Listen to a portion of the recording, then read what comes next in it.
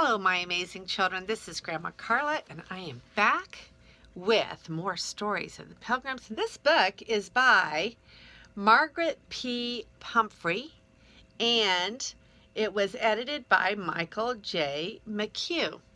And this is a very neat book. I really enjoyed this. So we're on part 2 of this book, which I had obviously forgotten the first time I read it through. We're reading about 2 little captives. On a sunny hillside near the river, a boy was cutting corn. It was late in September, but the day was warm. "This is just the day for a row on the river," said Isaac Bradley to himself. As he looked over the bright, smoothly flowing water, he saw a little boat coming toward him. In it, as the boat neared the shore, he saw his friend Joseph, who lived in the village of Haverhill, a mile farther down the river. Joseph tied his boat to the root of the tree on the bank and came up into the field. "Get your line and let's go fishing," he cried as he climbed the hill. "I cannot go until I finish cutting the corn," answered Isaac. "There are only a few more rows." "Give me a knife and I will help you," said Joseph. So he took one of the strong, sharp corn knives and began to cut the dry stalks near the ground. In those days, no one had thought of making a corn cutter that could be pulled by a tractor. Cutting corn with a knife was slow, hard work. When they reached the end of the row, the boys stopped to rest. How warm and tired they were.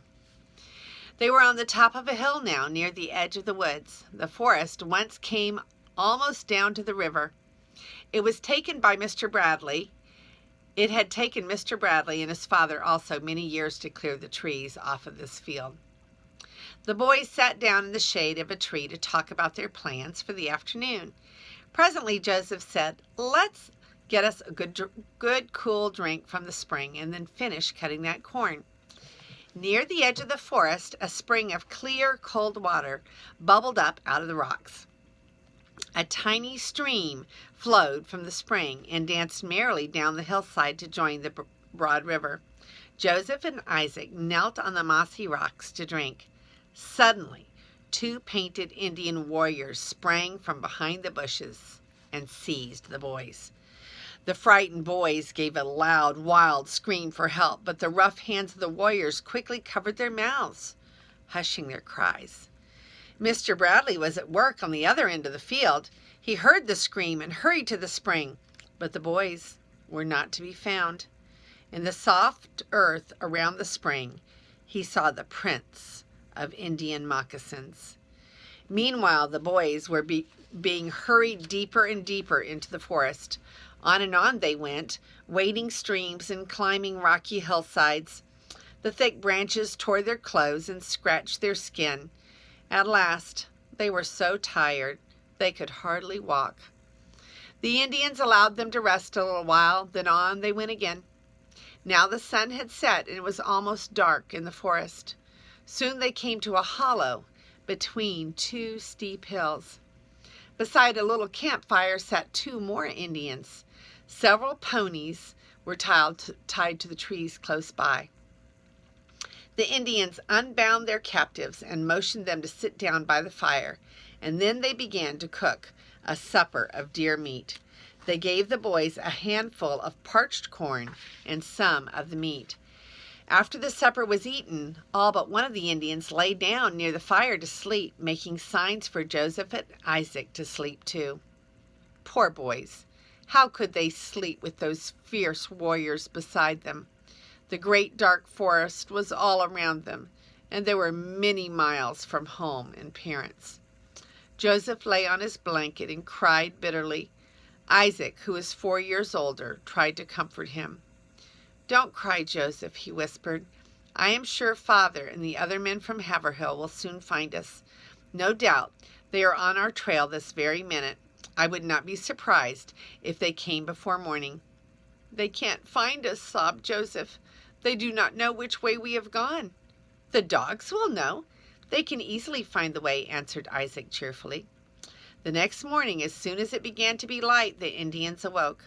They placed the boys upon ponies and, quickly mounting their own, led the way through the forest. All day they rode, stopping only 2 or 3 times to eat and rest. Although Joseph was but 8 years old, he was almost as large as Isaac, but he was not so strong, nor so brave-hearted. Every time they stopped to get a drink or to rest, Joseph was sure the Indians intended to kill them. "If they had intended to kill us, they would have done so before now," said Isaac. "I think they mean to take us to their camp and make us work for them. Or perhaps they mean to sell us to the French, but we can get away from them before that." "Perhaps our fathers and the soldiers from the fort will come and get us," said Joseph more cheerfully. Just before night, they came in sight of a large, beautiful lake.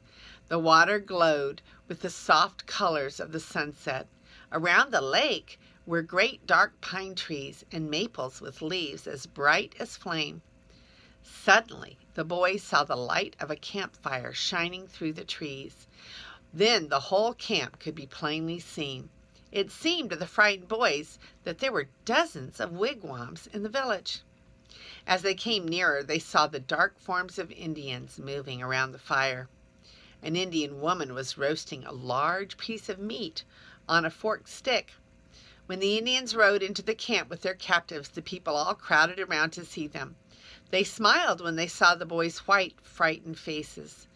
The little Indians looked at them with wide, wondering eyes. They had never seen white children before.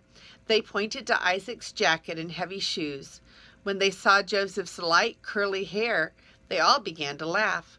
I suppose they wondered how a boy could have hair like that, for Indians always have black hair, and it is never curly.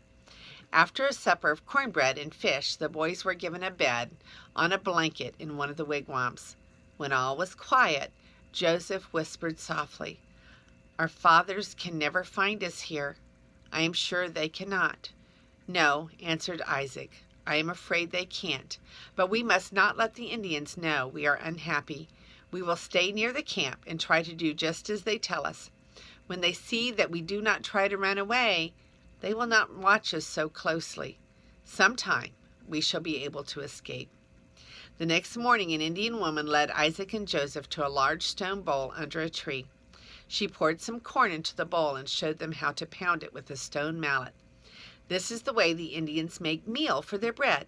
It is very hard work, and it takes a long time to make a bowl of meal. While the boys were pounding the corn, 2 of the Indian men took their bows and arrows and went into the forest to hunt. The others sat around the campfire smoking and talking. They never offered to go into the field and help the women, who were stripping the ears of corn from the stalks and putting them in large baskets. When one of these great baskets was filled, a squaw knelt beside it and placed its strap of skin across her forehead, raised the heavy load on her back. No Indian brave would work in the cornfield or carry a burden. That work is for squaws and captives, they said.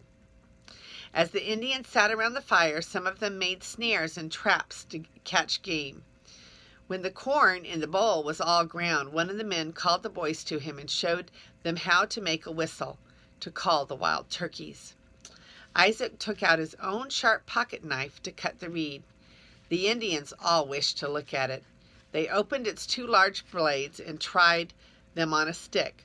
When the knife came back to the Indian who was teaching the boys to make the whistle, he kept it and handed Isaac his clumsy, dull knife. You may be sure Joseph left his knife safe in his pocket after he had seen the fate of Isaac's. Presently the 2 hunters came home, but they did not bring a deer. One of them carried a branch from which nearly all the leaves had been stripped. He called the women of his family, and giving them a leaf from the branch, sent them to find and bring home the deer he had killed. Scattered here and there on the ground, they found leaves like the ones they carried. Following his trail, they at last found the dead deer. When they had brought it home, they took off the skin and cut up the meat to be cooked and dried. A number of forked stakes were driven into the ground near the wigwam, and Joseph and Isaac helped the squaws to stretch the skin upon this frame to dry. In a few days, the skin was hard and stiff, but the squaws knew how to make it soft and good for clothing. One brought a heavy stone mallet, and patiently, hour after hour, she rubbed the mallet to and fro over the skin. Sometimes the boys worked upon the skin too. They carried water from the spring and gathered brushwood for the fires. All fall they worked about the camp, helping the squaws. But it was not all work and no play for the little captives. The Indian children had many games, and Joseph and Isaac often played with them. They had races in the running and the jumping. They were very fond of a game called Ball in the Grass. The Indian boys made bows and arrows and practiced shooting at marks on the trees. In a short time, they would let Joseph and Isaac play this game with them. Many of the Indian men had guns, which they had bought from the white man. Sometimes they allowed the boys to shoot with these, for the Indians wanted the captives to learn to shoot well so that they could hunt game for them. The boys learned to make traps to catch deer, bears, rabbits, and other animals. They could make a fire by rubbing two sticks together. They could skin and dress game of all kinds. When winter came with its cold and snow, the Indians did not go out to hunt very often. The deer were very hard to find. Many of the animals were fast asleep in their cozy winter homes. The ducks and the other birds had gone from the frozen marshes. Sometimes the Indians cut holes in the ice and caught fish. Then what a feast they had!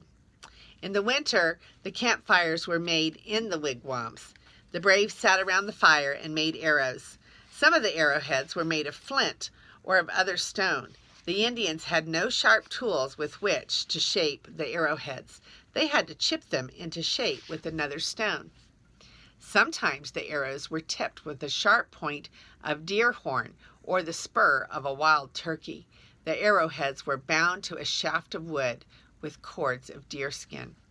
When the arrows were done, the Indian marked them so that he could always tell his own. If two Indians claimed to have killed the same deer, a glance at the arrow sticking in settled that question. Indians often used the same arrow many times. As the Indians sat around the fire making arrowheads, they told stories of the great deeds that they had done. Sometimes they told the fanciful legends of their people. The little Indian children listened to these stories, their black eyes round with wonder. Joseph and Isaac listened too, and the Indians would have been surprised to know how much they understood. They were bright boys, and after they had lived in the camp a few weeks, they knew a good many Indian words. As time went on, they learned more and more of the language. We must not let the Indians know that we understand them so well, or we will never find out what they mean to do with us, said Isaac. So they pretended to be very stupid, and the Indians talked to them by signs, or in a few English words that they knew. The squaws, too, enjoyed the stories the braves told. While they listened, their quick fingers worked upon a pair of deerskin leggings or other clothing.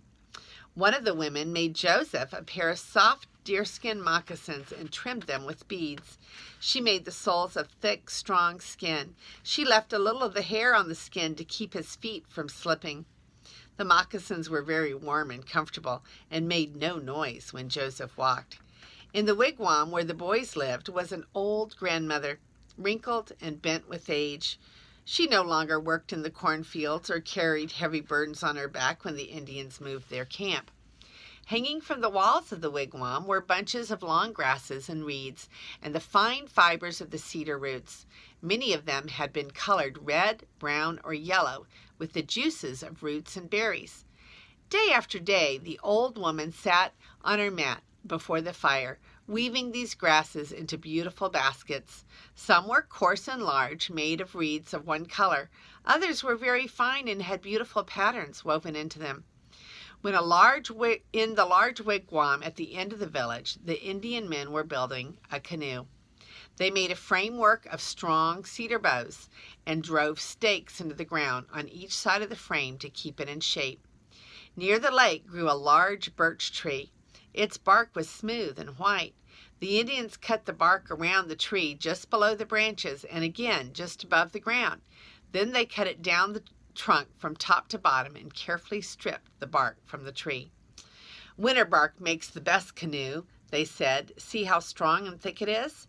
Then they carefully shaped the bark to cover the frames and sewed the seams with the fibers of the larch tree. It took them many weeks to build the canoe. When it was done, it would carry 8 or 10 people. Isaac heard the Indians talking about a long journey that they would take in their canoes when spring came. In the moon of leaves, the ice will be gone from the rivers, and lakes. Then we go to visit our French brothers in Canada, they said. I know of 2 people in this camp who will never go to Canada, thought Isaac. At last, April came. The ice in the rivers broke up and slowly drifted away. The snow was gone, and on the sunny hillsides the grass was quite green. The birds came back from the Southland, and the creatures that live in the forest awoke from their long winter nap. Then one night, when the Indians thought their captives were asleep, Isaac heard them planning their journey. In a few days, they would start to Canada to sell the boys to the French. We can find plenty of food in the forest now, they said. The ice is out of the rivers. We will take our furs and the palefaces to the north.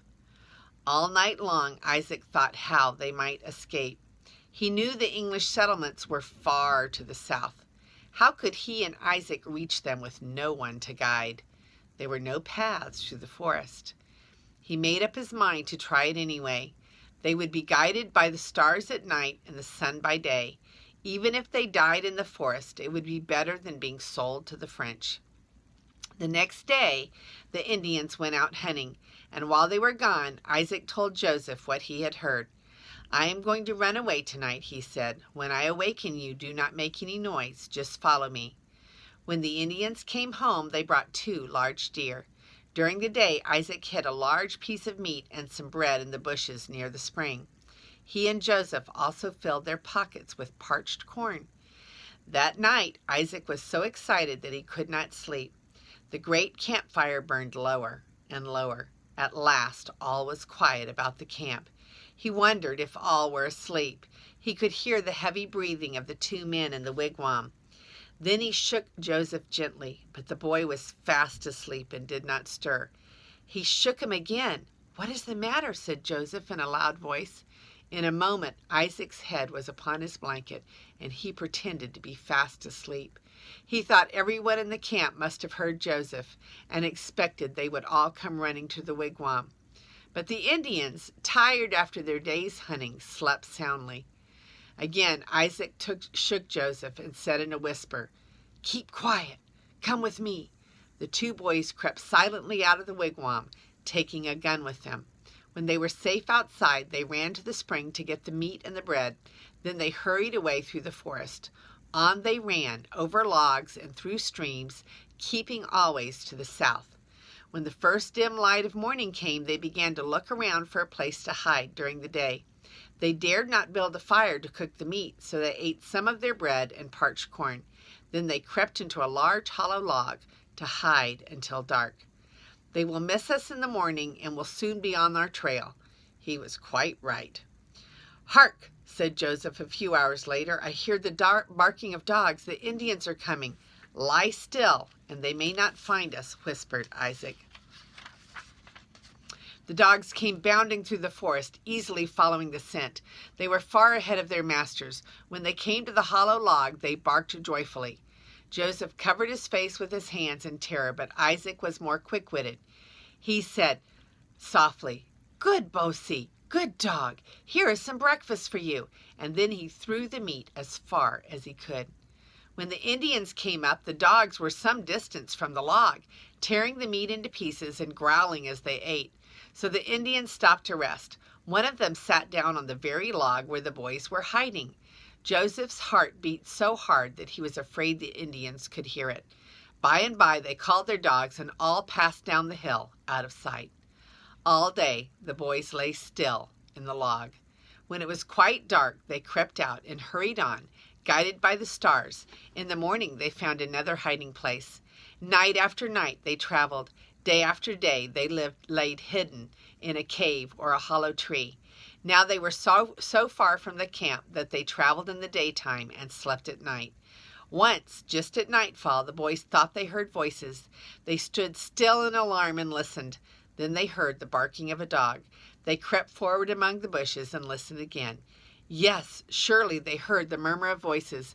A few steps more and they saw the light of a campfire. Around the fire sat a dozen Indians, smoking and cooking their supper. Joseph and Isaac were very frightened to find themselves so near another Indian camp. They slipped away quietly and then ran with all their might.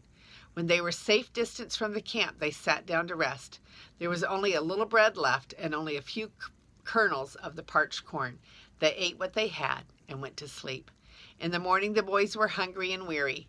"I hope we shall find a settler's cabin soon," said Joseph. "I am almost tired out." "It is now 6 days since we left the Indian camp. We must be getting pretty near the settlements," said Isaac. That morning they killed a pigeon. The smoke of a campfire can be seen a long way. They were afraid to build a fire to cook the pigeon, so they ate it raw. The next day they found a turtle. They broke the shell and ate the meat. They ate the tender leaf buds on the trees and bushes and eagerly hunted for the roots that they knew were good for food. Each day Joseph grew more weak and faint. On the 8th day he lay white and still upon the ground. Isaac tried to cheer him, but Joseph only moaned and turned away his face. "Come, Joseph, drink this water. Here are some ground nuts for you. Eat these," said Isaac, but Joseph did not move. Poor Isaac, what could he do? They were alone in the great forest. He did not know where. They were without food, and Joseph was too ill to go any further. Still, Isaac did not give up hope. The brave boy lifted Joseph to the side of the brook and bathed his face and hands in cool water. Then he sadly left him alone, with a heavy heart walked away. Soon he came upon a clearing in the woods. Then a joyous sight met his eyes. A little cabin stood not far away. He ran quickly to it and knocked at the door, but no one came to open it. He looked in at the window. No one was there. He called loudly for help. There was no answer. A well-beaten path led away from the cabin. "It must lead to the fort," thought he. "Very likely the people are all there." He ran back to Joseph, calling, "Joseph, wake up! Help is near." He rubbed Joseph's hands and held water to his lips. Joseph opened his eyes and tried to rise. Isaac lifted him up and led him a few steps. Then he took the fainting boy in his arms and carried him. Isaac also was weak from hunger. His bare feet were sore and his arms ached. Often he had to lay Joseph upon the grass and rest. Then he would take him again in his arms and stagger on. Before night they came to a log fort on the bank of a river. The people at the fort were astonished when they saw the brave boy carrying his heavy burden. They were still more astonished when they heard the strange story. The settlers from all around had come to the fort for safety. They tenderly cared for the boys, and when they were well again and the Indians had been driven far into the forest, these kind friends took them home to Haverhill. There all but the anxious parents had believed the boys to be dead. Within an hour after they had been stolen, Mr. Bradley and a dozen other men with their dogs had gone hurrying through the forest in swift pursuit. The dogs had led the way without any trouble until they came to the river. Here the Indians and their captives had waded a long way up the stream, and the dogs could not find the scent again. At last the search was given up, and the men went sadly home. Whenever a boat or a canoe came down the river, a spyglass had been turned upon it in the hope that the boys might be returning. Every stranger who came to the town had been eagerly questioned, but none had heard of them. Even Swift Arrow, the friendly Indian who lived in Haverhill, could not learn what had become of the little captives until that glad April day when a boat from the fort came down the river bearing rescued children. Not one word had come to cheer their anxious friends. That was the end of the story, so they made it safely home. So here are some, this one has a lot of pictures. Here's a picture of the two boys. Okay, now you notice that their hair has grown quite long, and there they are watching the Indian brave as he is building the canoe. So they're learning all of the Indian ways so that they can maybe someday escape. Here's the picture of the two boys when they were getting the drink and the Indians captured them. The Indians were behind the tree, behind the bushes. And then she showed them how to pound the corn with a stone mallet. So here was the squaw who was showing them how to pound the corn.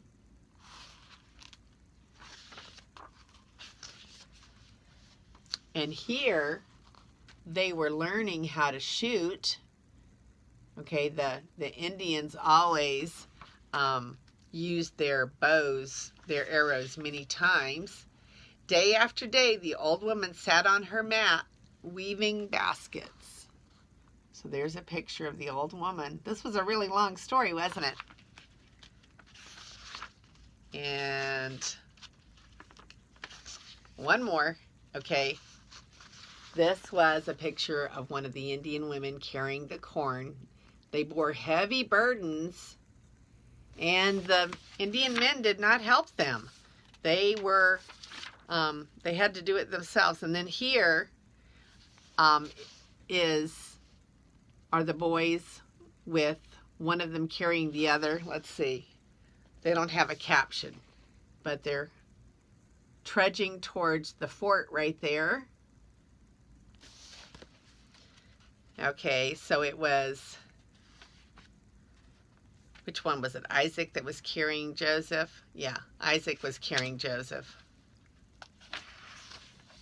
And that is the end of that chapter. That was a very long chapter of 2 little captives. And since it was so long, there were no questions on that one. This is Grandma Carla, and I love you.